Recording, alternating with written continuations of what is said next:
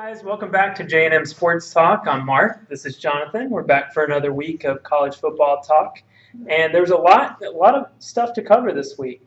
Yeah, it So, was. yeah, a lot of QB news. Yeah, unfortunately, several big quarterback injuries happened this weekend. Easton at Georgia, Starkle at Texas A&M fell during their game against UCLA. Many people enjoyed that Texas Maryland game, that a big upset. Their starter Pigram actually went down late in that game, Yeah. and then of course everyone knows DeAndre Francois got hurt in the Bama Florida State game. Yep. So a lot of QBs getting hurt and going down.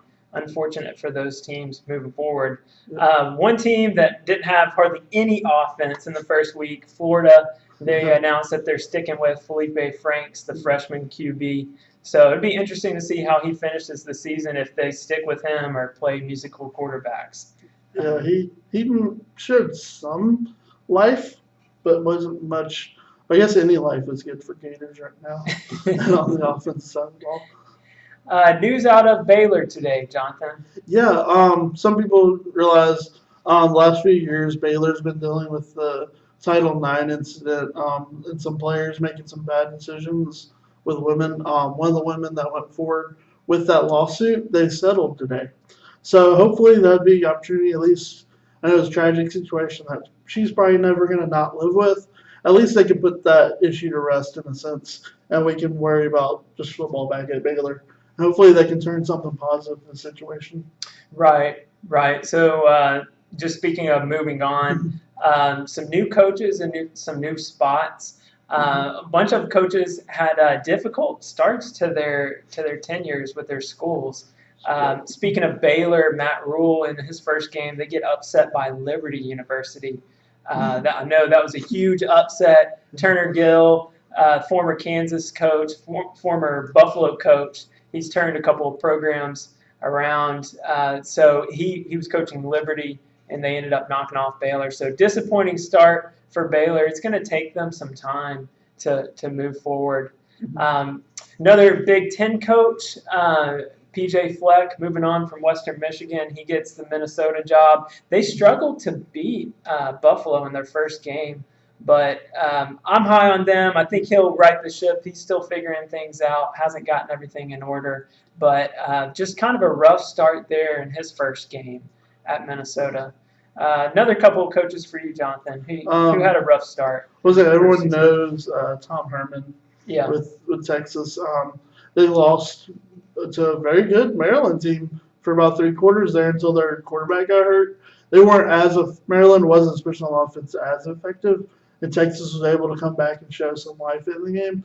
But that's still not how he wanted to start his campaign. And then also you have Lane Kiffin at Florida Atlantic. They struggled against a very good Navy team. That triple option ran all over them that game. So not starts these guys wanted at their new schools, but if there's one good thing, it's only week 1. So they have opportunities to change that by the end of the year. So we'll see how it goes. All right. More news for our show. Oh, yeah. So, yeah, we actually have some big news. One of the things, when we started the show as fans, we love the sport. And we decided, you know what, it would be really cool if we could bring other fans throughout the week. So without further ado, let's invite our first guest, Isaac. Welcome, Isaac. I'm glad to be here. Yeah, man. Glad you're finally with us. I've been watching y'all since the beginning, so I'm glad to be here. Appreciate that. All right, so we're going to move on to our discussion topics right now. We've got a few items on the agenda, but we want to start out talking about state of some of the Florida programs out there. So, Jonathan, what's one team that you wanted to talk about in Florida? I'll go ahead and start off with, I mentioned Lane Kiffin at Florida Atlantic. They really struggled their first game. There was a lot of big hype about them that they're bringing in all these recruits. Lane Kiffin is going to turn this thing all around. They got talking about Baylor too. They brought Kendall Briles, Art Briles' son. I really thought it was going to be an awesome offense, and they didn't do much. They really looked like they didn't know what they were doing at all. And if you're Florida Atlantic, that's not good. They had a very interesting game, to say the least. They had a 3-hour delay, against a triple option team. But you think they looked fresh when they came back when they finally finished that game? No, Navy took the ball and went right down like as if they just played the play before. So that's got to be trouble for Lane Kiffin moving forward. He's got to fix that. Yeah, for sure. Team I had my eye on, USF. We talked a little bit in the last few weeks about Charlie Strong and him coming in. And I think that program is in good shape. You know, they've got a good quarterback, Quentin Flowers, but they've kind of struggled in their first two games. Last week in particular for South Florida, they beat Stony Brook, who isn't a juggernaut by any means. I don't even think they're FBS. So they only won by two touchdowns there. So interesting start for USF. I think it'll take Charlie Strong some time to get his guys and his system in place. But right now they're kind of struggling to get to where they want to be. Isaac, what about Florida? What have you seen out of them so far? The Gators are back to their usual form. I think this year they had a lot of hope with the quarterback battle that they had. You had Felipe Franks, you had Malik Zaire coming in, but it really hurt them that he came in August. But as we saw, they are back where they started for the last couple years. The quarterback position is still not where it needs to be.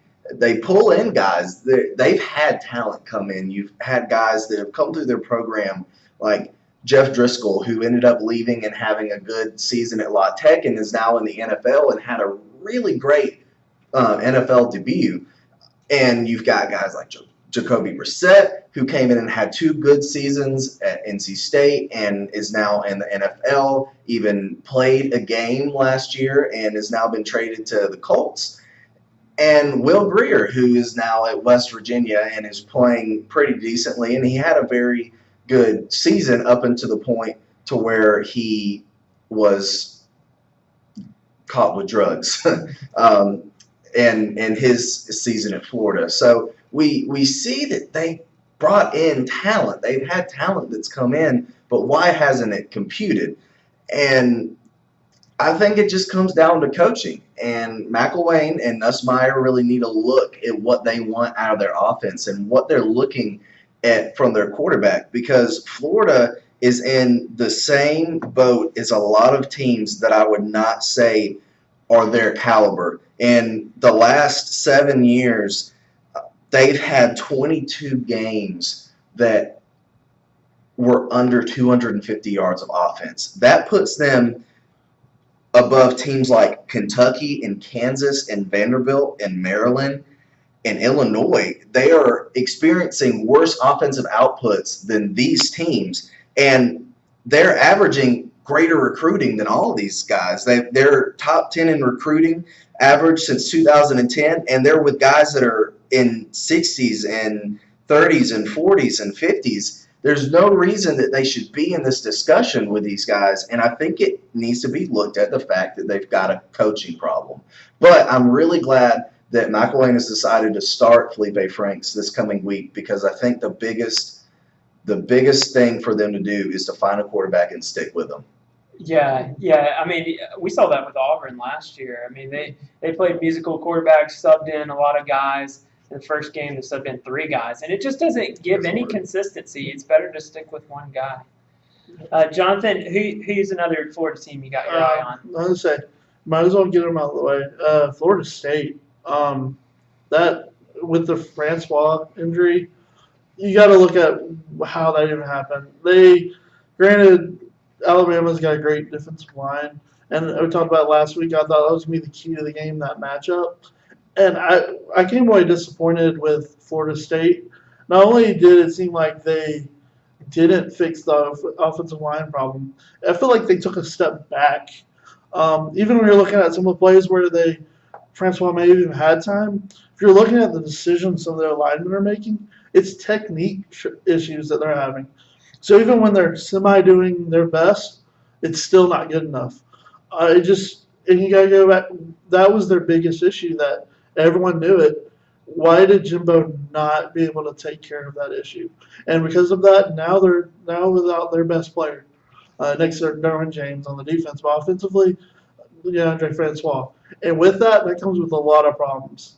And the biggest problem is their schedule. This is a team that I had 11-1, 10-2, finishing this year, going to the playoffs. And they're going to be fighting for 7 wins now. I think this year, unless this young guy James comes in and just is a game changer, which we've seen freshmen do it before. Not saying he doesn't have that ability, but they've got wins against Louisiana Monroe, Wake, Duke, Boston College, Syracuse, and Delaware State. But they've also saw Miami on their schedule, NC State, Louisville, Clemson, and then they still finish the year at Florida, which right now isn't going to be a gimme if neither team has an offense. In fact, I would put Florida has a better defense, special teams from the scoring standpoint. There's one thing, Florida put up 17 points on defense and special teams this weekend. I mean, that's crazy. So again, I really feel like Florida State's going to be in for a rough year now without Francois. Yeah, it's amazing how much the QB play really factors in. I think the common factor in all the teams that we're talking about is the QB play. It factors in the success of the team. Let's talk about Miami. So Miami, I think they're probably trending upward in relation to all the Florida teams. Rozier had a great first game, very balanced. He was able to pass and throw. And Mark Richt being there, it seems consistency is what Miami has this year. I mean, just one game out, it's hard to tell how the rest of their season's going to go. But I think if I had to pick the team in Florida who's performing the best right now, I think it's got to be Miami. So we'll see how their season shakes out. It's amazing how the Francois injury has really shaken things up in Florida football. And the ACC as a whole. The ACC is wide open, especially in that division. Absolutely. Another game we wanted to talk about, our discussion point, was the Texas A&M UCLA game. That was on Sunday night. Jonathan, what were your thoughts on the ending of that game? Well, first of all, I'm not the result is what it is, but I'm not convinced that was a catch. The guy, he made the initial catch, yes.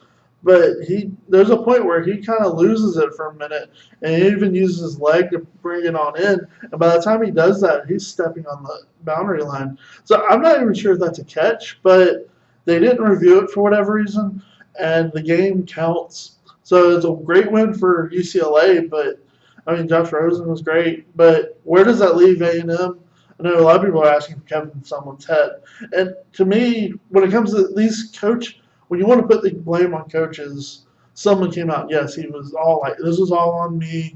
He said the right things, but at what point do the coaches have to let the players be accountable too?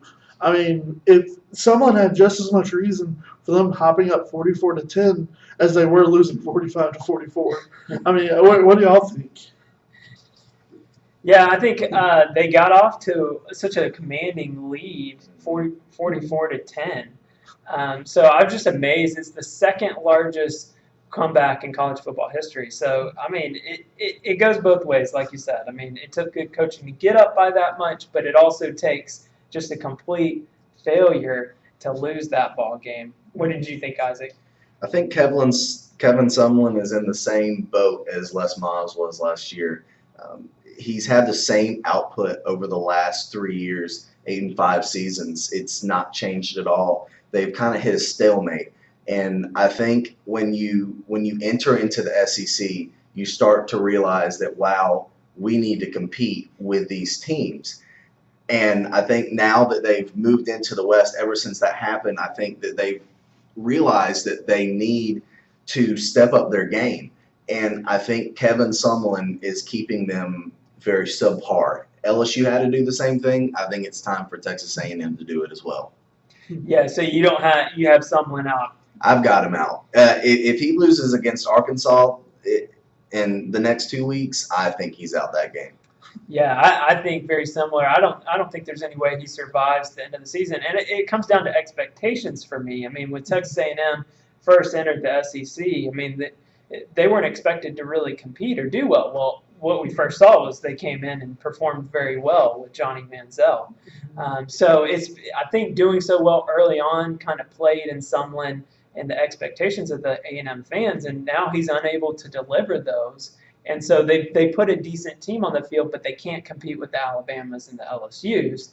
And so I just don't think there's any way that he survives the season, unfortunately. So, Yeah, I agree. Unfortunately, and I'd say that's as much of just what the product of college football is nowadays. It's either win or lose your job. So, at the end of the day, that's all that really matters in the mighty W. So, I agree. He's out by the end of the year. yeah, let's talk some more about Week 1 recap. Some of the games that we enjoyed watching. Let's start with you, Isaac. The FSU Alabama game. How'd you like that one? I like the outcome. I think the score was not as close as a lot of people were expecting, but I don't think that the score necessarily reflected how close the game really was. FSU is a great team, and for them to go up against Bama and have a defense like they have, FSU's defense is one of the best in the nation. I see them at least bringing their team to a winning record by themselves. And Alabama's offense was opening game-esque. I expected as much as I got. And Jalen Hurts played better than I honestly expected him to. However, I didn't expect them to shut down our running backs the way that they did. It kind of felt like I was experiencing how people feel when they play Alabama. Just seeing your players just fall down 2 yards beyond the line of scrimmage. It's like, man, this is how they feel. And so I think that Hurts played better than I expected. I didn't think the running backs played how I was expecting them to, but FSU's defense is really good. The speed of their defensive line really cornered in Hurts. And Derwin James, when he was blitzing, there was nothing stopping him. So their defense is something that I was really shocked by. The way that they played did not reflect 14 points and a couple quarters and then the field goal at the end. I really think that 7-10 game was when it was really showing how close these teams really are. But then FSU had the turnovers. However, their defense really stepped up. Off of 5 turnovers, Alabama only garnered 14 points. That is remarkable, especially since 6 of those drives that we had in the second half started in FSU territory. Their defense stepped up big time. So, like I said, the 17-point lead, the 14 points that occurred, and turnovers, I mean, it didn't reflect just how close these teams were. So I think it was a very good game. I was pleased with the outcome, that's for sure. That's true. Jonathan, what's one game that you came away as one of your favorites of the weekend? Yeah, it was really hard to pick one. We might have had some overreactions all week about different things. I think probably the biggest overreaction might be this is the greatest weekend ever, but it might have been. We had some awesome games, but one of the ones I really enjoyed the most was probably the one that ended it, that Tennessee-Georgia Tech game last night. I mean, that was an excellent game of everything you would want in a football game, from big defensive stops to big offensive taking the lead to a big comeback at the end.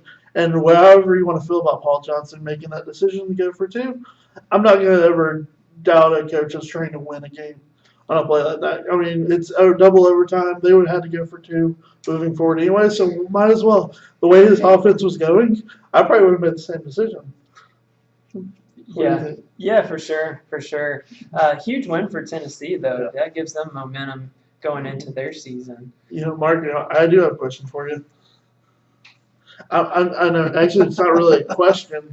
I think we know what game you're going to want to talk about. I mean, it's got to be Mark's Dark Horse Bowl. Dark Horse Bowl, yep. I've been talking about it the last few weeks. I have Virginia Tech going to the ACC championship, West Virginia going to the Big 12 championship. So they face each other. Used to be a huge rivalry, but they hadn't actually played in 12 years. So they renewed that rivalry. They're going to be playing each other going forward. But awesome game. Goes into the fourth quarter. Both quarterbacks, Josh Johnson, and then the West Virginia quarterback, we mentioned him earlier, Will Grier. They both got off to kind of sluggish starts. Jackson was performing really.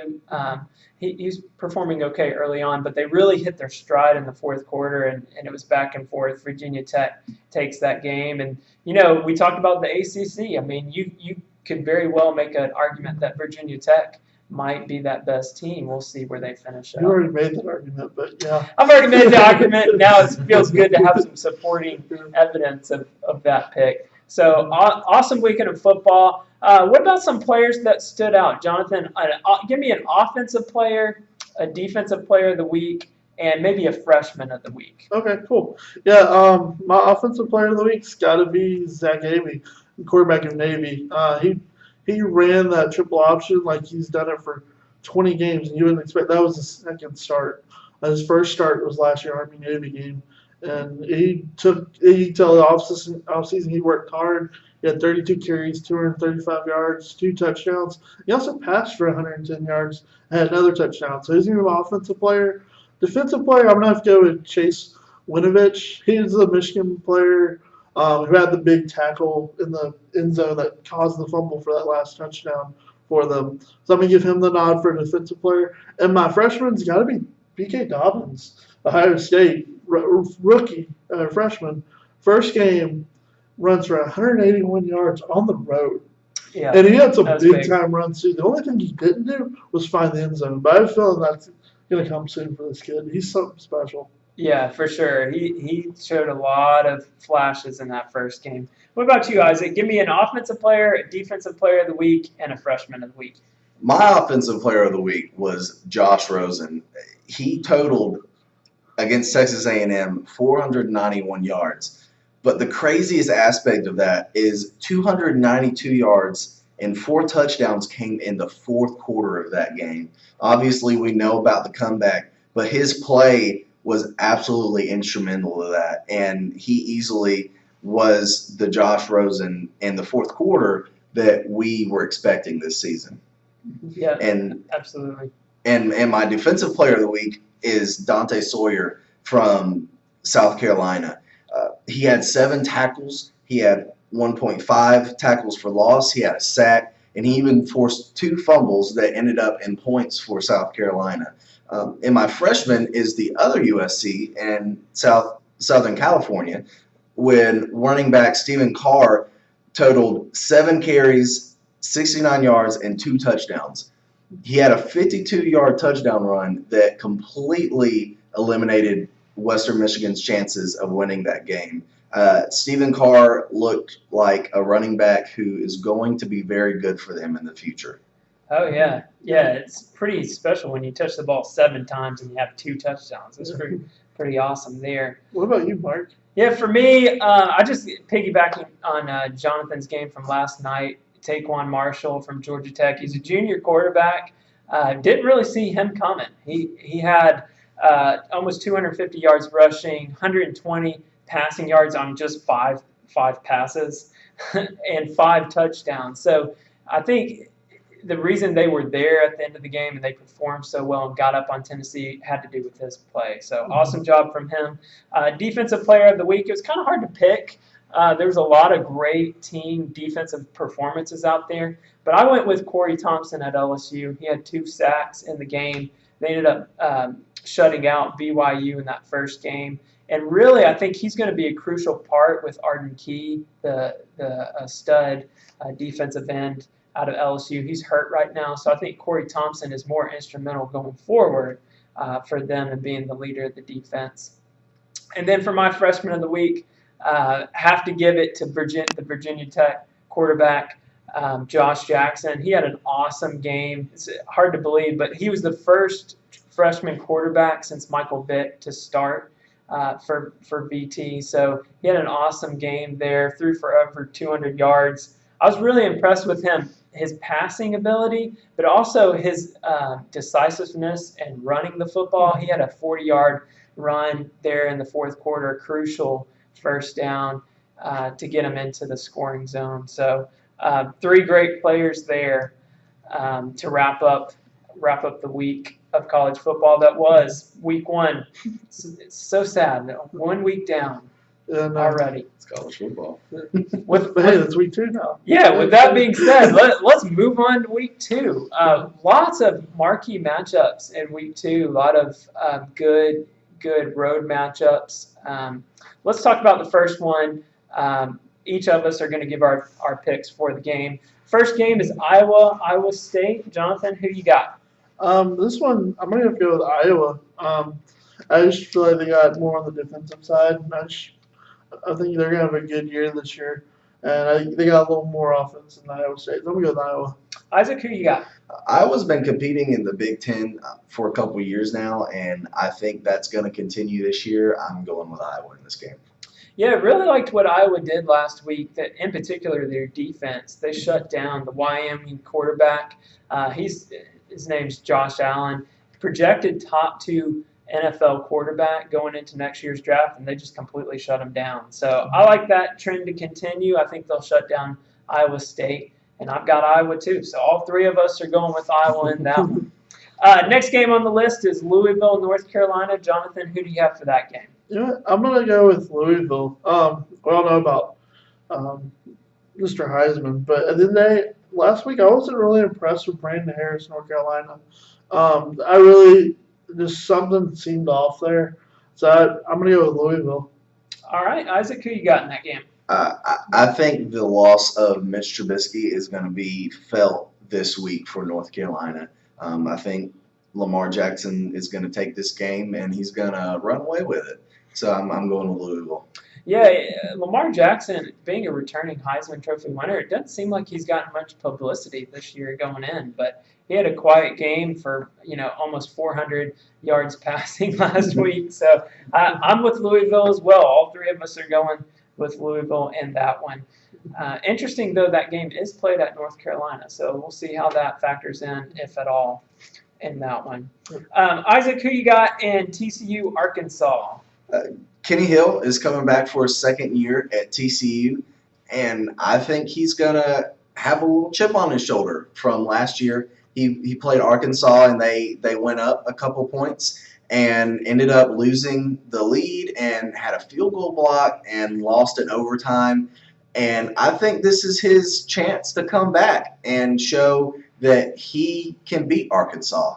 I think they're gonna win this one pretty sizably. TCU. All right, Jonathan, you agree with that pick? I agree. Kenny Hill's a lot better this year, but last year to me that game was, like I said earlier, the preseason. This is a matchup problem for TCU. As much as I like TCU in the Big 12, their defense is a lot smaller, and I really think they're going to have trouble with the size of Arkansas, especially their big targets at wide receiver. And I'm going to have the Hogs with this one. Proven last year wasn't a fluke. All right, interesting. So sticking with the SEC. Me personally, I'm going with TCU. I'm with Isaac on this one. Gary Patterson, notorious for having great defenses. I think they're back. They blanked Jackson State 63-0 last week. So I think their defense is going to be good. And Kenny Hill, I think second year, I guess third year really, just second year playing in that offense. I think they're going to be on all cylinders. I just don't think Arkansas has enough offense to keep pace with them. So I'm going with TCU. It is going to be played in Arkansas, though. So, again, I don't know if that factors into the game or not, but we'll see. Next game on the docket is Pitt-Penn State. Isaac, who you got in that one? 2 words, Saquon Barkley. He's easily the best running back in college football right now, and he showed it.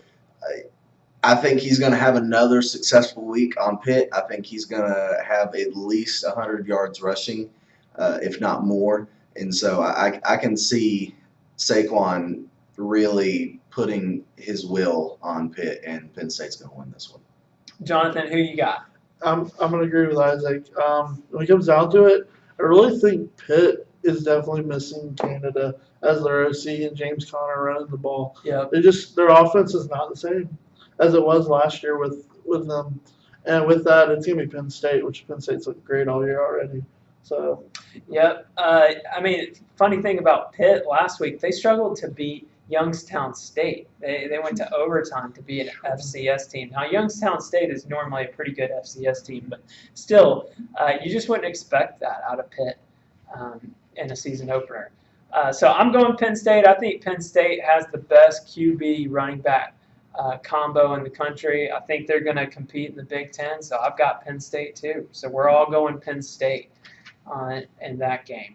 Next matchup is an interesting one. Nebraska going to Oregon. Jonathan, who you got in that game? You know what? At the end of the day, I think I like Nebraska a lot more here with this one. I know it's on the road, but I'm going to go with Nebraska going up to Oregon and taking care of business. So I get Nebraska. All right, Isaac, who you got in that game? I'm going the opposite direction. This is the beginning of the Willie Taggart era. I was really glad to see the blast off of the Oregon offense. Their explosiveness is back. Willie Taggart's brought it. They put up 77 points up in Southern Utah, and their defense is going to be, per usual, subpar.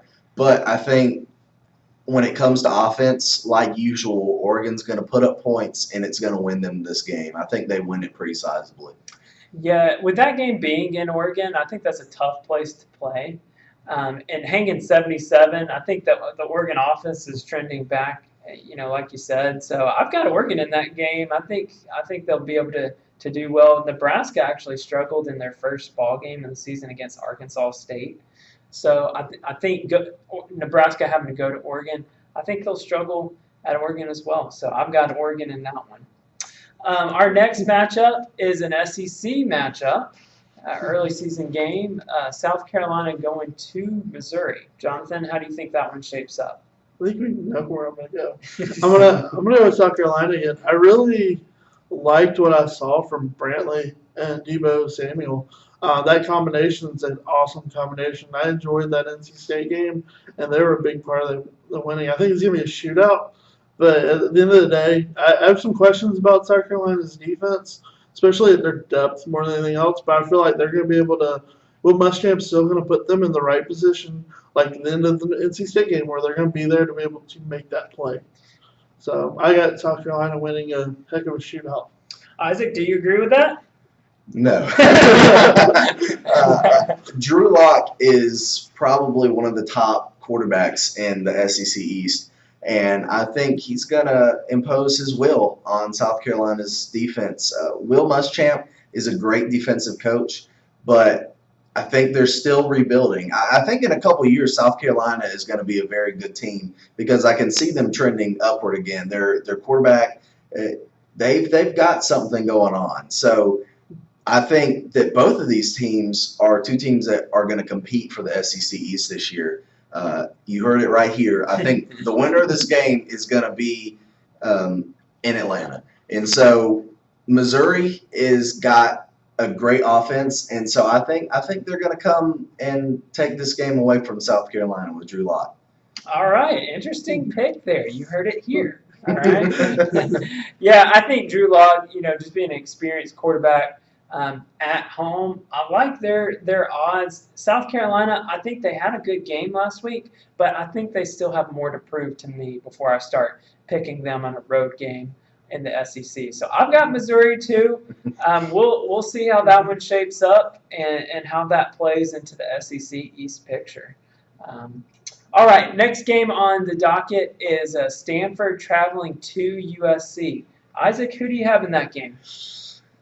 I think Sam Darnold's going to come back after a week of a lot of critics saying that he wasn't what a lot of people expected. I think he's going to come back with a vengeance and really put up some points on Stanford. I don't think they're going to be able to hang. They have a very good team. Their defense is very good, but I just think that Sam Darnold's going to put up more points than Stanford can handle. So I got USC. All right, Jonathan, do you agree with that pick? Yeah, I do. Let's say I like USC this year. I have them going to the championship. I really like the team around them. But yeah, I think a lot of that was just week one getting the dust off for USC. So I like they always say teams are best between week 1 and week 2. So I like Darnold as well coming back and having a strong week 2. And Stanford just not going to be able to score enough points to keep up with them. All right, not so fast, my friends. I'm going with Stanford in this game. The reason I'm going with Stanford is they did lose McCaffrey last season, but it didn't look like they're missing him much. They've got a running back, Love, who performed really well in his first game, rushed for over 180 yards. And this is why I'm going with Stanford. It is at USC, but they've had 2 full weeks to prepare for USC, so they've been able to focus, rest, and really dissect USC after seeing them play. So I've got Stanford. I think it's going to be a really close game, but I do have Stanford in that one. All right, another marquee matchup, Georgia traveling to South Bend. Isaac, who do you have in that one? I've got to go with the Bulldogs. I think that the loss of Jacob Eason is something that is going to hurt them. But personally, I think they're literally going to run all over Notre Dame. I expect Chubb and Co. to go out there and really show Notre Dame what SEC running backs are about. And so I'm going with the Bulldogs in this one. Jonathan, what do you think? I agree with Isaac again. I do think it's going to be the loss of Easton will be affected. Yeah, some teams actually galvanize over that whenever a guy goes down, their leader. And Jake Fromm, he was able to make the plays last week. Came in for him. He threw some great balls. Skill-wise, he's got everything they want and expect out of a five-star guy coming in. So I like Georgia as well. But with Easton being out, I think it's going to be a lot closer than what it would have been. But Georgia. I got to disagree with you guys on this one as well. I think just because the game's being played at Notre Dame, Fromm going into, his first road game, lack of experience. Georgia does have great running backs. There's no doubt there. But just because of you're not really knowing what you're going to get and being away, I think that goes against Georgia, and I've got Notre Dame winning that game. I think the biggest thing for Notre Dame is they haven't had a running game the last couple of seasons. In their first game against Temple, they showed that they've improved in that area. So I think if Notre Dame runs the ball, I think they're going to handle Georgia at their place. So I've got Notre Dame in that game. We'll see. We'll have our eye on that game for sure. Next one on our list is the Auburn game traveling to Clemson. Jonathan, what's your unbiased opinion on this one? Unbiased opinion? If you want to look at what we know from these two teams, both teams have very good defenses, but I think Auburn's got a better defense. They held Georgia Southern, a triple option team, under 80 total yards. They didn't give up a score on defense. You got to be really impressed with the effort they made, especially they had a lot of questions on the D-line that I thought was answered. Got Jake Holland stepping up. Got some of the other guys stepping up from getting their first years. Marlon Davidson looked like he had missed a step from last year. There was talks of him being injured. So at the end of the day, I'm going to go with the defense. And I still need to see a little more out of Kelly for Clemson before I'm going to believe in the hype that they're now getting. He's a good player, but I think he's more of an explosive guy compared to the Watson, where Watson was going to get, he could get that 2 or 3 yards when they need it. I don't know if Kelly can get him that 2 or 3 yards. Could he bust him for 20, 30? Yes. But until I see more from Kelly, I'm going to go with the better of the two defenses. All right. Well, fair enough. Isaac, who you got in that game? Look, I had to take the Homer cap off for this game, cover up the A. I decided to just look at these teams for what they were. And you've got two teams with two quarterbacks that are coming in with not an extreme amount of experience against a defense of this caliber. When Jarrett Stidham played in the Big 12, the best defense that he played wasn't even ranked top 50. And so we see that he has not played in 2 years. Obviously, he had an iffy start against Georgia Southern. Obviously, he put up big points with that as well, and he had some nice numbers. But there was still the fumble and there was the interception. So there's things he's got to work on. And now he's coming into Clemson, who has Kelly, and he hasn't started against a defense of Auburn's caliber. So we have two quarterbacks who really are doing something that's a little new to them. And so I just had to go with Clemson because of Dabo Swinney. I think he's got the swagger. I think he's got the team, and I think he's the better coach. No offense to Gus, but I think that Dabo Swinney has got some cards in his pocket to pull this game out. I'm going Clemson. All right, so we got an Auburn and we got a Clemson. I'm going to break the tie here. I think both quarterbacks just lack of experience going into a big game, so that's pretty equal. Two really good defenses, that's pretty equal. I think it's going to come down to the offensive line play, and I think Clemson, their offensive line has gelled a little more experience together as a unit than Auburn's offensive line. So I'm going to have to, even though it pains me, I'm going to have to go with Clemson. And it being a night game in Death Valley, I think that factors into it as well. But it should be a close game. I think it'll be a defensive game just because of the inexperience of the quarterbacks. I think it'll be close, but I think it'll be a defensive game, and I have Clemson winning. So you won't be upset if you get this one wrong. I will be very happy if I get this one wrong. So maybe reverse psychology there. We'll see how that. It's going to be a lot of feeling out. They're going to have to. The first half's going to be, quarterbacks figuring out the offense. Stidham, this is a little more difficult offense than he's had to run before. So Gus is going to throw a lot of things at him because this is a big game. So Gus is going to call some tricky plays, and I expect Stidham to be able to pull them off. But Dabo. He's just Dabo. I think I still got to go with Clemson on this. Isaac's high on Dabo. Well, he beat Alabama, so I've got respect for Dabo. Isn't he a Bama alum too? He was a Bama alum, but he beat Alabama in the national championship. It takes a lot to outcoach Nick Saban, and he did it. So maybe that Homer cap's still a little bit. I don't know. Just kidding on that one. All right, let's move on to our last pick of week 2, the marquee matchup. It's Oklahoma and a return matchup to Ohio State. Jonathan, who do you like in that game? You know what? I really like both teams. Both teams are looking good this year early on. I'm going to go with Ohio State. It's at home. I really like the defense, where they responded. Second half against a very good Indiana team last week, which a lot of people are thinking, oh, Ohio State struggled last week. But that Indiana offense was impressive, especially passing the ball the first half. I mean, they couldn't do anything on the run game because of Ohio State's defensive front. But I really like the response that secondary made in the second half of the game against Indiana. So I'm going to go with Ohio State in this one. All right. Isaac, who you got? I have to say that Ohio State did something last week that we haven't seen them do in a couple years, and that was take what was given to them in the first quarter and actually make adjustments. So I'm glad to see that Ohio State is able to make adjustments defensively and offensively. And I don't think that we should look at what they did in the first half against Indiana as something to say that they aren't going to be good this year, because Ohio State is going to compete this year, and they have a very good team. But Baker Mayfield is a very good quarterback, and I think he's going to take the Oklahoma offense to a win on this one. So I'm going Oklahoma. All right. Interesting pick there, Oklahoma. We got an Ohio State. I am going to go with Ohio State. I'm on the Ohio State bandwagon.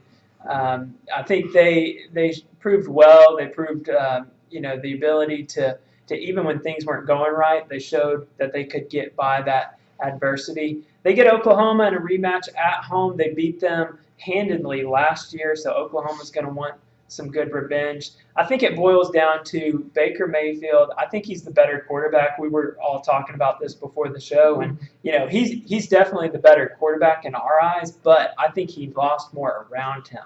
He lost Westbrook, the Heisman finalist wide receiver, and he lost both of his running backs as well, P. Ryan and Mixon. So I think losing that talent, Ohio State, they have Dobbins. We talked about him, the freshman running back, was really impressive. So I've got to give the nod to Ohio State, and I really, just being a home game, I don't think it's even going to be close. I see them winning by over 10. So we'll see how that game shakes out. A lot of great games to look forward to in week 2.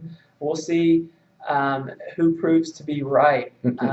Jonathan, how do our fans, how do they log their picks? Oh, yeah. So we would love that y'all actually pick these games with us. We had a couple people join us last week.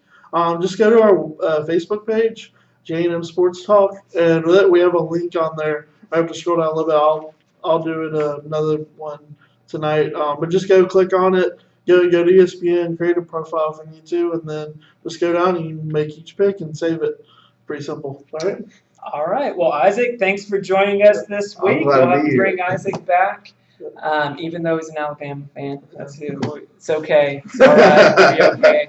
I don't see it as a curse. Appreciate you guys joining us this week. Hope you guys enjoy another week of football. See you guys next week.